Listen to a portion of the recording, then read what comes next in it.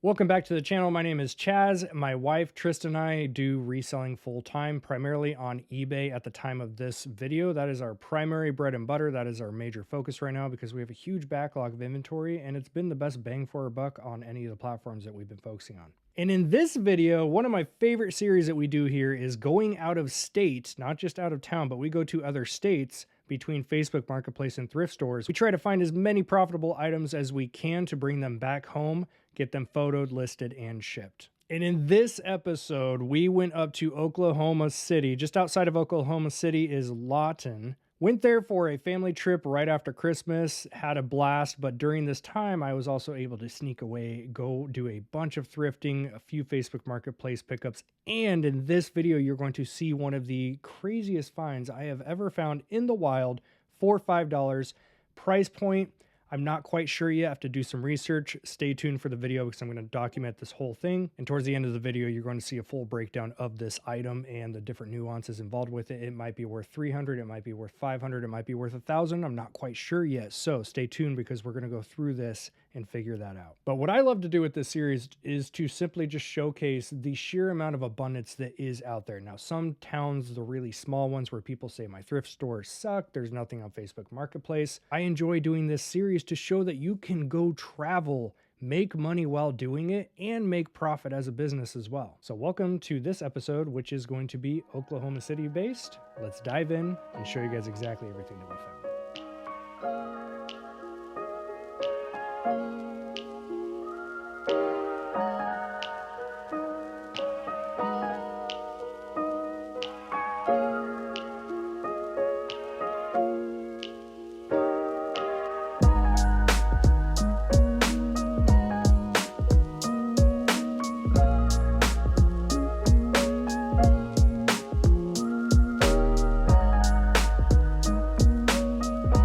Here's the beautiful part with doing this on the road and background remover apps like Photo Room or eBay itself is I can photo this right on the hood and get this listed now.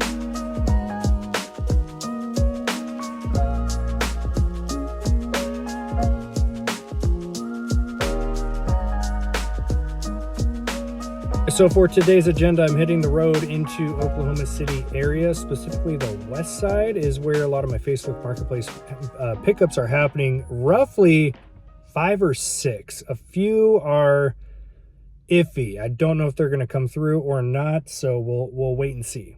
But I do have a few confirmed ones, including 2 warehouse style pickups where one of them is a warehouse that's full of liquidated estate. So her family's estates, after they pass, this is where all their stuff went. Apparently there's some vintage clothing and some hard goods stuff, so we'll go and see exactly what we're looking at. Second one is more of like a thrift store setup where she said starting price is $4 and she's got a ton of vintage jackets and different things I saw in the photos. Another one right down the road from there is going to be a Lululemon jacket for $15, should sell for over $40. And then of course, as we have time in between or after, we're going to go hit some thrift stores and see what we can find.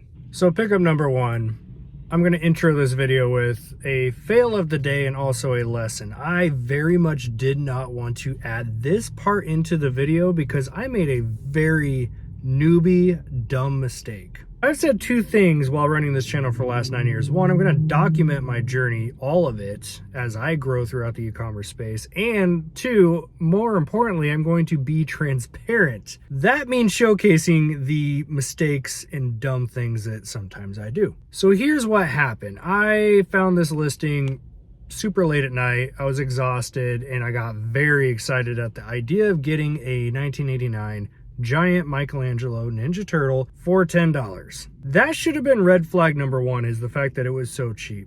Red flag number 2 is the fact that you can see the new ones, because there was a reproduction that was done of these in 2022. The new ones are made of a hard plastic, much more shiny. There's also a difference between on the belt where it shows the M. There is a slight variation difference there. Tons of red flags that myself, being 9 years deep into this, and especially as somebody who loves to deal in vintage toys, should have easily caught that. It wasn't until I was literally getting in the car, and fortunately this whole thing was only 10 minutes down the road out of the way, so it was not a big deal.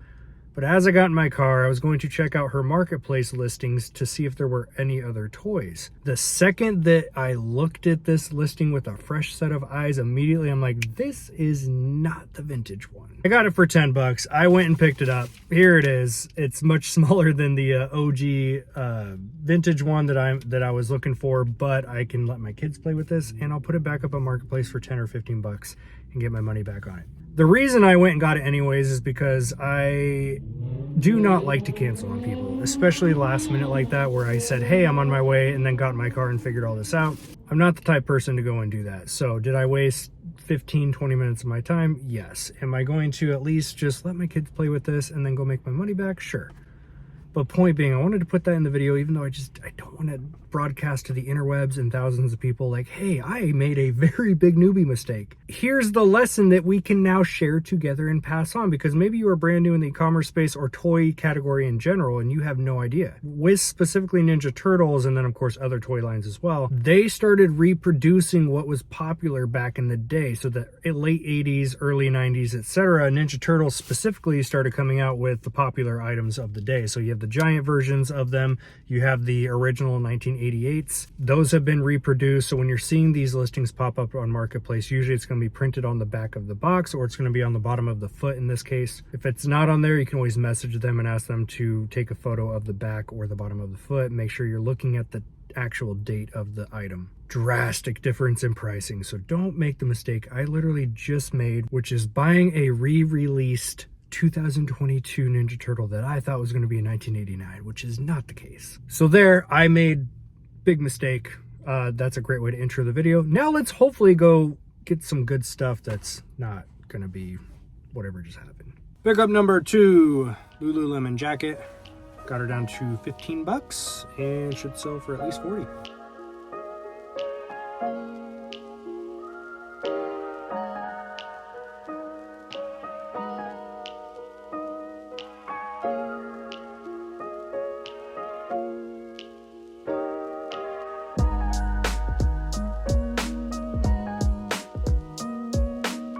All right, so that warehouse dig was, I don't even know what to say about it. It was a lot of stuff. It was not her reselling inventory. This is multiple estates that were cleaned out of her personal family members' homes and just thrown into the storage unit slash warehouse. Lots and lots and lots of stuff in there. Lots of really cool pieces, very old vintage furniture pieces, stuff that can be worth a lot. There was a bike in there that could have been worth about 400 bucks. Stuff that's way too big that I want to personally deal with. So what I'm doing instead is I might have a few contacts I can put in touch with that seller, and they could work something out to help liquidate that warehouse. I, however, was able to go and cherry pick some of these clothing items. Pulled out a total of 43 units. These vintage Levi's jeans, however, were the cherry pick stuff, which possibly $50 to $60 sell price on most of those, except one pair, which had what's called selvage. It's the inner liner. It's the way that they used to do that denim. Should make a pretty good sale on that. All right, so I had a second thrift store slash warehouse situation. I was supposed to go do a dig through and potentially bulk buy a bunch of stuff, including jackets and sweaters and all that fun stuff. Unfortunately, she said she's been down sick, so I can't fault her for that, but I am pretty bummed out because I was hoping to get a little bit more volume on this trip. So instead, I'm done with my pickups for the day. I'm gonna go hit some thrift stores, of course, but for now, I did scroll marketplace and I found potentially a garage sale on a Sunday, which I usually never find or do garage sales on Sundays. Right front and center of the photo was a Carhartt jacket. So we'll see what this looks like. I'm going to go ahead. It's like 12 minutes down the road. So I'll go check that out first and go from there.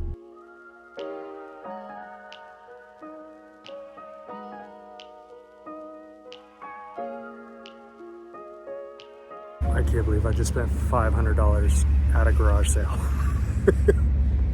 I've spent $500 at garage sales before, but it's usually for expensive electronics and higher end stuff like that. I have 3 giant garbage bags full of clothing I just picked up. Almost every piece was Patagonia, North Face, few Columbia, and Lululemon. I joke about finding garage sales that are loaded with this stuff, and this was one of them. Now, she did have loads of Carhartt jackets. I'm talking like 30, 40, 50 units deep of different Carhartt jackets, but she was asking $70 a piece, which is way too high. No negotiation on those, but I put out a $500 offer for 2 full racks worth of clothing. It was so packed though, I was not able to get a whole lot of clips for you guys, but what I'm gonna do is showcase all of it at the end of the video here. This is a sneak peek of that buyout. Some of these North Face pieces with this Aztec, there's some Gymshark in there, just really good pieces overall. Fair amount of it was North Face fleece pullovers, which are usually 25, 30 on average. I'm estimating I got probably 50 units out of there for 500 bucks, so about 10 bucks each. Paid a premium. I don't like spending 10 bucks on that kind of stuff, but it will double money after fees and shipping. And that's not even counting the Lululemon pieces that are somewhere in here and some of those higher end pieces as well. So what I'm going to do is hop over to the Airbnb, pull this all out and line it up by brand, and that way we can see exactly what we got.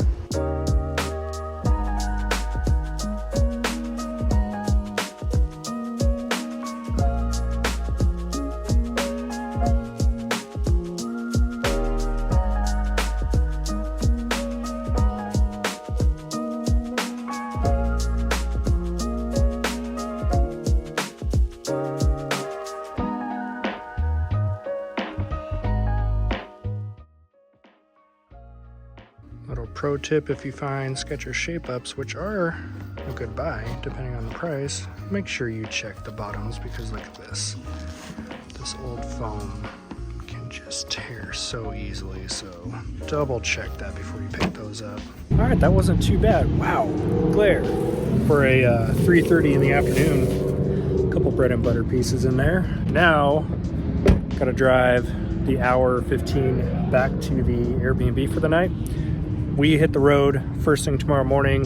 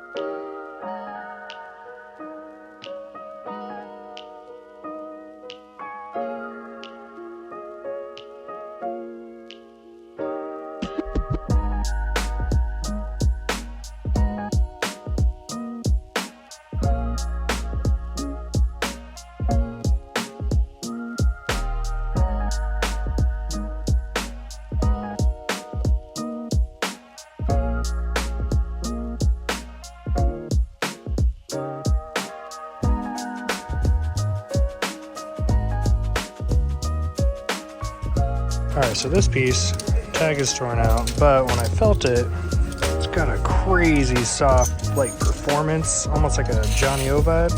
$6, and it's got the logo. Google Lens was no help. I'm like, hey, have you seen this before? Sure enough. What's it called? Faharti. So, not too bad. I'm gonna estimate at least 40 on the low side. Super soft. All right, now that we are back home and I have had a minute to do some more thorough research on these pair of jeans I told you guys about. These are vintage Levi's 501s. Let me preface with, I by no means really know my stuff with vintage Levi's yet. I have just done a ton of research on some of these older pairs to kind of pinpoint the years. So when it comes to these vintage 501s, there's a lot of variations, a lot of nuances that can fluctuate the price points and even down to the year. So a couple determining factors when I first looked at these and determined what year they were. Bummer with all of this is the back tag is missing and there is no inner care tag. But we know these are a 501 because they have the button fly. First thing I would typically look for is going to be the inner care tag, which is supposed to be on this inner lining on the pocket here. But this does not have that anywhere. Now, first thing we're checking when we're looking at vintage Levi's is going to be this right here. This is that selvage that we talked about. This is just how they used to do the denim back in the day, where those two pieces of fabric would meet. So being that we have selvage, we know that this is absolutely going to be vintage. Second thing that I caught was the back of the main button right here will have a number on it. Now, I'm not going to sit here and spit off all the facts of the years and all that because I still am in the learning phase myself with all of that, but typically there's going to be a 3-digit code here. The fact that we have not only a single digit, but a number 4 definitely makes these older. There's also something called a V-stitch, which is literally this stitch right here. One other nuance to that I've recently learned since picking these up is that is a lemon stitch. Then another variation we have is going to be the lining on the actual pocket itself. Again, single stitch, and it's the lemon stitch. So after doing more research on these, come to find out I believe 1970, that do not quote me on that one, but I believe pre-1970 or 71, they actually did not require federally care tags. So these didn't even come with the care tag. The older ones actually had them printed on the pocket. And then one other big part of this I forgot to point out is the fact that we have a big E, which is right there. Now, they have done newer jeans that now came back with a big E, so do not think that you scored big just by seeing one of those. But being that we have all these different nuances and this big E, this definitely is going to be older than 1970. So that was just based on my own research, which was YouTube land, and huge shout out to Joshua from Loot Fam, because he shows you in depth the different nuances and ways to identify vintage jeans, specifically with Levi's. I also took it one step further and I just shot him a random cold message on Instagram, and he was amazing and replied back pretty quick. And I said, hey, I've got this pair of jeans. Would you mind helping me identify them? Gave him the checklist of all the different nuances with this pair, and he did confirm he believes it's about a 1967. So now we are left with a 1967 pair of 501s with all these cool different nuances on it.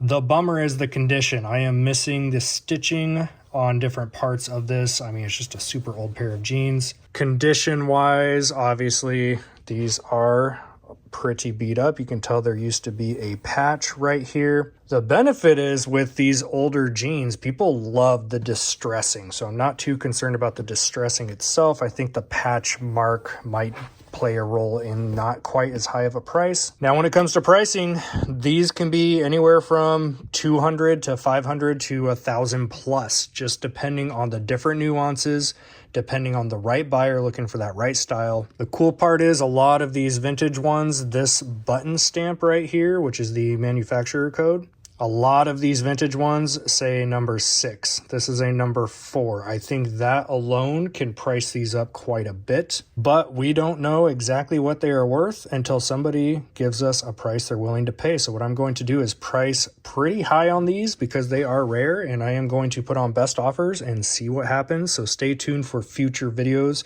for what sold videos, and I'll be sure to throw these in there once they actually sell. So these were the rest of the jeans that were in that buyout for $5 each. A lot of these I've not gone through piece by piece, but I do believe they would be 1980s, most of them. All these older care tags, they will say made in USA right here. That's always an easy identifier. But the coolest part about this was I started double checking for more salvage, and sure enough, I found a second pair.